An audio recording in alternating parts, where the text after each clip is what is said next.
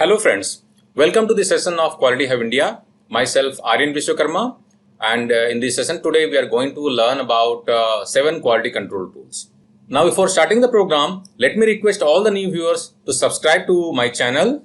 Don't forget to click on the like button and do share the link of the video with your friends and colleagues so that they can also learn something and they can also be part of this journey of excellence. So let's start the program by taking a small introduction about 7 quality control tool. As far as these 7 quality control tools are concerned, these are primarily being used to either collecting data, for analyzing data, or identifying the root causes or measuring the results. So these are some of the primary objectives of using these tools. In most of the cases, these tools are related to numerical data processing. There are other tools available like 7 management tools, which are also primarily used for either for analyzing the causes or for generating ideas or generating solutions. But here in this module, we will be focusing on popular 7 quality control tools. So as we have learned that these 7 quality control tools are used for multiple purposes like collecting data, analyzing data, identifying the root causes or measuring the results, or in combination of either of these purposes. So as far as the solution developments are concerned, there are no tools available pertaining to this list of 7 quality control tool. The user need to develop its own solutions and need to implement. So which are the 7 quality control tools we are going to learn in this module? We are going to learn about cause and effect diagram, Pareto analysis, flow chart, scatter diagram or scatter plot, check sheet, histogram and control charts. So friends, in this module, we are going to learn these tools in very brief. If you want to learn these tools in greater details, you can opt for our online training and certification program. And for online learning and certification, you can visit to our website www.qualityhubindia.com and you can go to the courses section, or you can directly go to courses.qualityhubindia.com. There you can find all the courses available from Quality Hub India. You can buy these courses directly from that site and you can learn them in the convenience of your home and you can get certified also. The test will be also conducted online and you can get the certificate in your desired address. You can also go to Google Play Store to download Quality Hub India app, and from the app also you can buy our courses and you can study. In case of any difficulty in buying the courses or learning, feel free to contact us. So friends, let's start the program, and the first tool we are going to learn about is cause and effect diagram. Friends, cause and effect diagram is also called fishbone diagram because the structure of this diagram looks like a fishbone, and this is also called Ishikawa diagram because this was developed by Kaoru Ishikawa of Japan. This is also sometimes called forum analysis because in many of the cases we use man, machine, material and method, this 4M, for identifying the potential causes of the problem. So what is the purpose of using this fishbone diagram? Fishbone diagram is primarily used to identify all the potential causes pertaining to any issue or any defect. Since this is mostly being used in industry for problem solving or for analyzing quality issues, so if you are having any quality issues or any defect, you can identify all the potential causes pertaining to those defects or issues. There are various purposes of using cause and effect diagram or fishbone diagram. If I name some of them, this can be used to study a problem or issue to determine the root cause. This can be also used to study all the possible reasons why a process is beginning to have difficulties, problems or breakdowns. Or this can be also used to identify areas for data collection. A typical structure of a fishbone diagram is shown over here. You can see this is used with 6M, that is man, machine, material, method, measurement and environment, or this is also sometimes called mother nature. That means primarily 6 M's are used for identifying the potential causes pertaining to any effect. And effects are written over here in the head of the fish. Since in most of the cases this fishbone diagram is used for solving industrial problems, these 6 M's are used for identifying the potential causes, but it is not mandatory to use all the 6 M's in all the cases. If you want, you can use man, machine, metal method only, which is primarily used for resolving most of the industrial issues. If you want to extend it further, you can use 6M. Besides using this M, you can also opt for some other methodology of identifying possible causes like people, process, product, policy, procedures, So there is no hard and fast rule like you should be only using M. If you want, you can use P also. But the prime focus is that first of all, you should be identifying your focus area, that is the effect you want to focus or the problem, which should be written over here. Then after that, you should be identifying the primary causes, that is man, machine, material, method. And then pertaining to these primary causes, you should be brainstorming with your team members to identify secondary and then tertiary causes. Now to understand this fishbone diagram as a tool in more details, let's take an example. So friends, you can see one example is shown over here. This is a non-technical example, and the effect we are focusing over here is poor response to customer. So a cross-function team has been formed and the team did a brainstorming, and to start the brainstorming, first of all they have written the effect over here in the fish head. Then pertaining to this effect, they have identified man, machine, material and method, these 4M, which are called primary causes. And then pertaining to these primary causes, they have brainstormed and further identified secondary causes and tertiary causes. So whatever lines are directly linked to the primary causes, those are called secondary causes. For an example here, you can see machine, which is a primary cause. The telephone is a secondary cause which is linked to machine. And pertaining to telephone, there are again tertiary causes and then fourth level causes also being identified. So this depends upon the maturity of the team members resolving this issue or identifying the possible causes. So if your team members are more mature enough, you can identify secondary, tertiary and then fourth level of causes. So let's understand this example, that is poor response to customers, by understanding one portion of this potential causes. So let's focus on machine front. So we can see machine is the primary cause, one of the primary cause, and pertaining to machine there are again numerous secondary causes are there, like telephone. Because of telephone, which is a machine, there are poor response to customers, and because of computer also there are poor response to customers. And again the third one is repair equipment, that is because of repairing equipments there are poor response to customer. Now why because of telephone there are poor response to customer? Because telephones are overloaded at times, there are pulse dial issues, and pertaining to overloading you can see insufficient lines are again a potential cause of failure.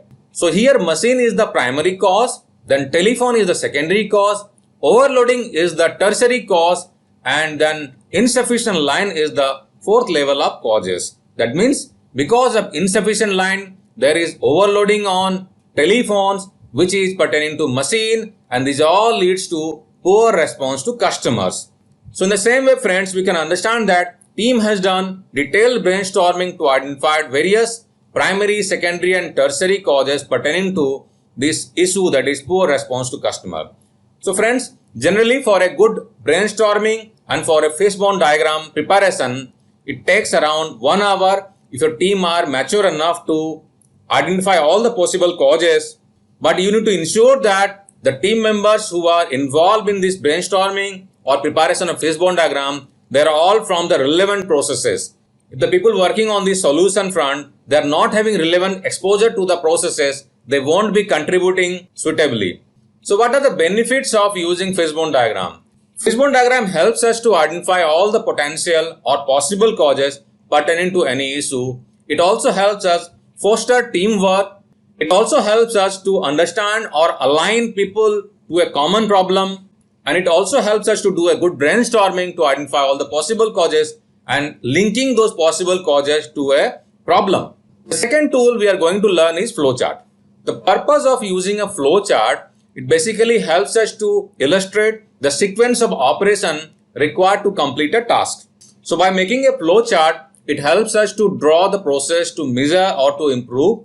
It also helps us to identify potential weaknesses in a particular process so that we can discuss in our team and we can also propose possible solution.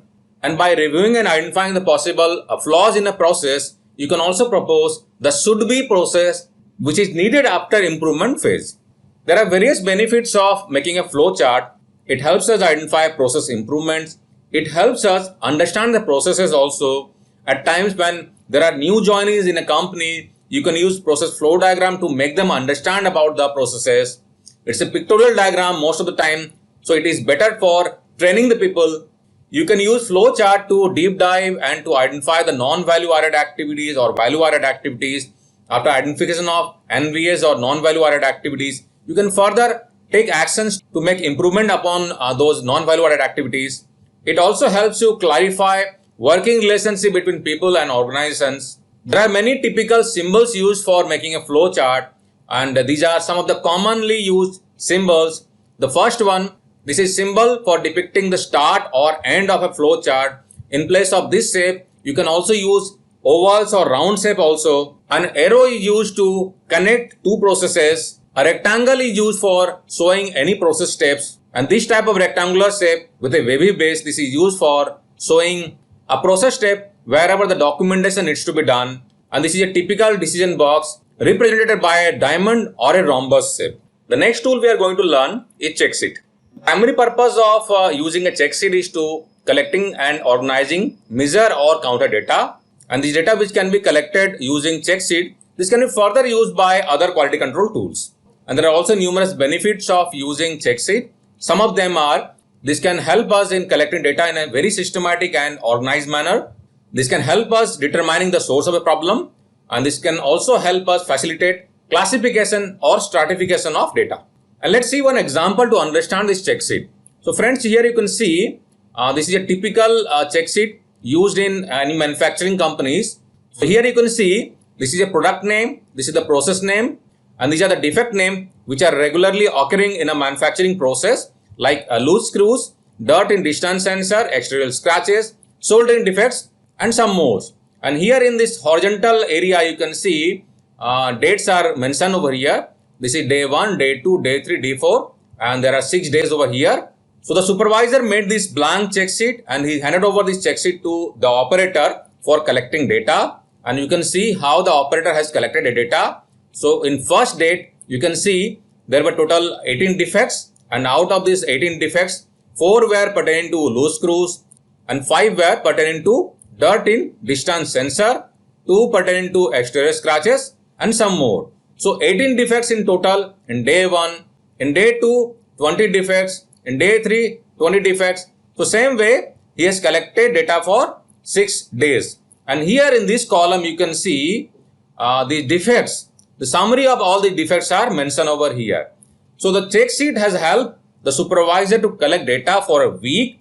Now he can use new tools or other tools for analyzing this sheet. For an example, the supervisor may use a Pareto diagram to prioritize these defects. And we can see over here in a broader sense, the most number of occurring defect is this one, that is 33, which is loose screws. And the second defect with maximum frequency is this one, that is 18. This one is exterior scratches. So by using the check sheet, the supervisor can collect data which can be further analyzed to arrive to some conclusion. The next tool we are going to learn is histogram. The primary purpose of using a histogram is for understanding the distribution of a data set.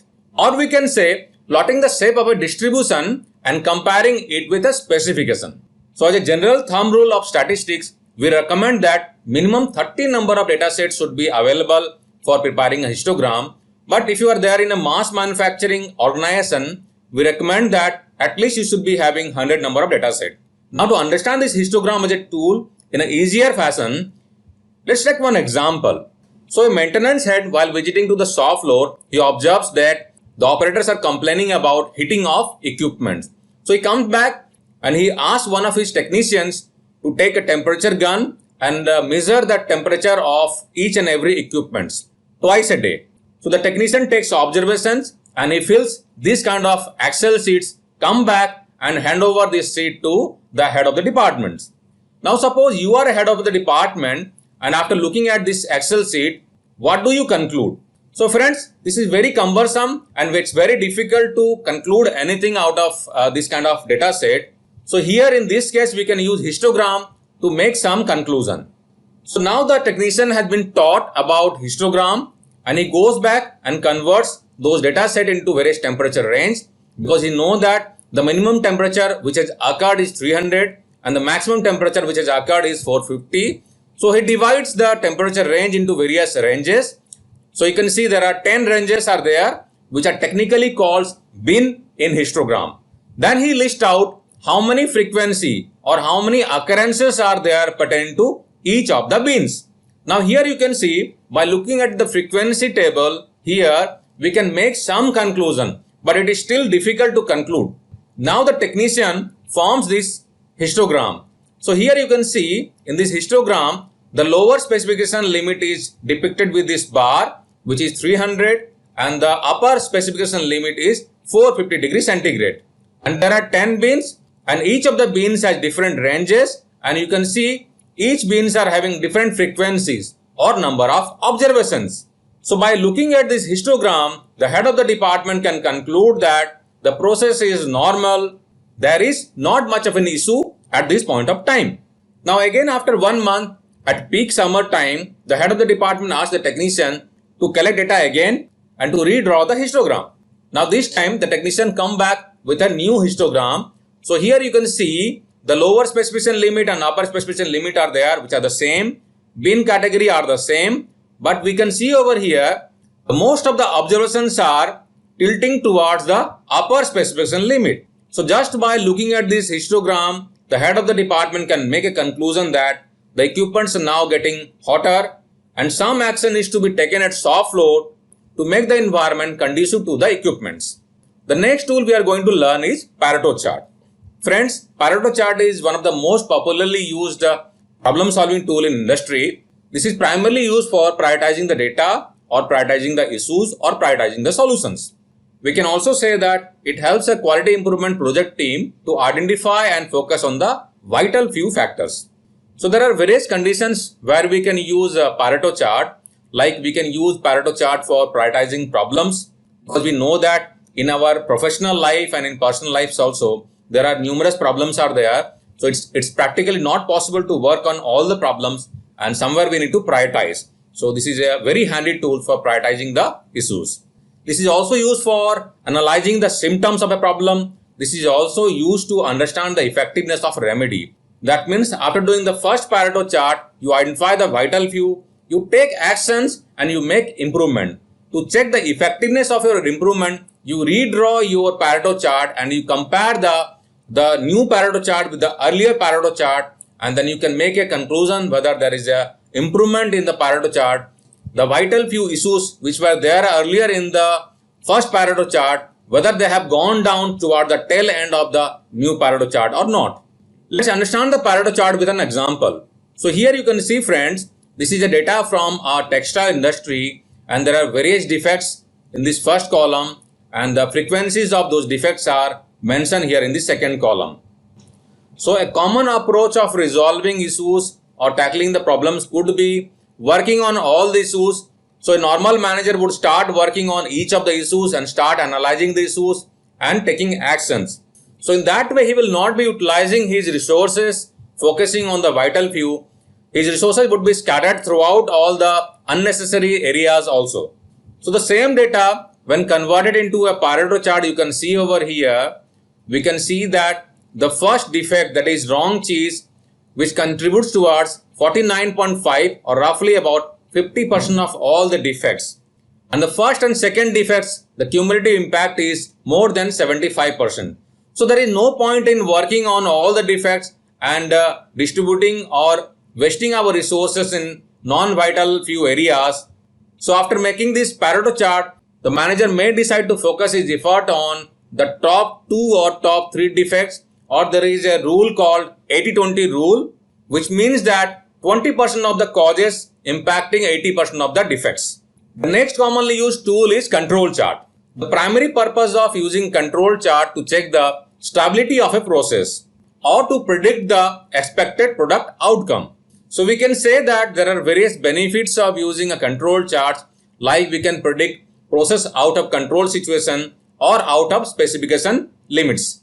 We can come to know if the process is stable, if there is a presence of a special cause in a process or not. We can also distinguish between special causes and common causes, and this can be used for statistical process control. And there are various types of control charts used in industry, like for variable charts, the commonly used control charts are X bar R chart, individual charts or IMR chart, and there are many more charts are available. For attribute charts, commonly used charts are P chart, C chart, NP charts and U charts. So these attribute charts are broadly divided into two types, which is for defects or for defectives. So typical control chart would look like this, wherein you will be having a target line in the center and there will be an upper control limit which is target plus 3 standard deviation, and there will be a lower control limit which is target minus 3 standard deviation. It means that both the upper control limit and lower control limit will be positioned 3 sigma away in both the sides. Now this is a commonly used flow chart to decide which kind of control chart should be used. So first of all, we need to determine which kind of data we are going to work on, and as we know that there are two kinds of data. Data is ideally divided either into attribute data or variable data. So your first question should be, if my data is attribute or variable. If my data is variable, then I will come to this side. So let's first conclude the variable kind of control charts. So if my data is variable, which is also called continuous data, my next question would be, what is my sample size? If my sample size is 1, I should be using IXMR chart or individual moving range chart. If my sample size is not 1, my next question would be, what is my sample size? It is less than 10 or more than 10. If my sample size is less than 10, I will be using X bar R chart, and if my sample size is more than 10, I will be using X bar S chart. X bar R chart means average and range chart, and X bar S chart is average and standard deviation chart. So this is for continuous data or variable data. If my data type is attribute, which is also called discrete, then my next question would be whether I am going to work on defects or defectives. If I am going to work on defects, my next question would be, my sampling size would be same or different. If my sample size is same always, I can use C chart. If my sample size is variable, I can use U chart. If I am going to work on defectives, then again the similar way, I will be asking question, if my sample size is constant or variable. If my sample size is constant always, I will be using NP chart, and if my sample size is variable, I will be using P chart. The next tool we are going to learn is scatter chart. Friends, scatter chart or scatter plot or scatter diagram, it's primarily used to understand relationship between two factors or two independent variables. This is very helpful for identifying or testing probable causes. This is also helpful for understanding which element of our processes are related and how they are related. So as we have learned about sample size in histogram, so the same thumb rule applies here also. So the thumb rule for collecting data for a good scatter plot would be 30 in numbers. But higher the number, this is good for a better scatter plot. So after making the scatter plot, you will get different kinds of relationship, and there are some typical kinds of relationship which we are going to learn. This is called positive correlation. That means when the first factor or the X factor is increasing, Y is also simultaneously increasing. So there is a positive relationship. Many times this is also called strong positive relationship, and the second one is positive relationship may be present. So in this case you can see the dots are little bit scattered, but still there is a positive relationship. That means when X is increasing, Y is increasing, but this is not close enough like the first case. And in the third case you can see there is no relationship between X and Y factors because we cannot see any specific pattern over here. And here in this case we can see it's a negative correlation, which is also called strong negative correlation. So this is just opposite of this positive correlation. So here in this case, when X is increasing, Y is increasing, and here in this case, this is vice versa. That means when X is increasing, Y is decreasing, or when Y is increasing, X is decreasing. So friend, this is all about 7 quality control in brief. If you want to learn these tools in details, you can opt for our online training and certification program. Do visit to our website www.qualityofindia.com, or you can go to Google Play Store to download Quality of India app to check all our available online training and certification program. Take care friends. Jai Hind.